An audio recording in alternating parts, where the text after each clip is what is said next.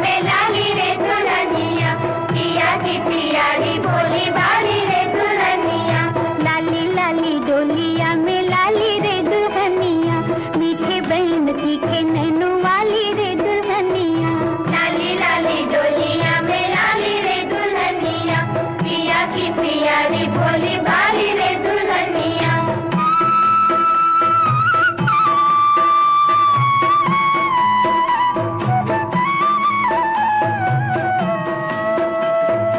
लौटेगी जो गोदी भर हमें न भुलाना, लड्डू पेड़े लाना अपने हाथों से खिलाना।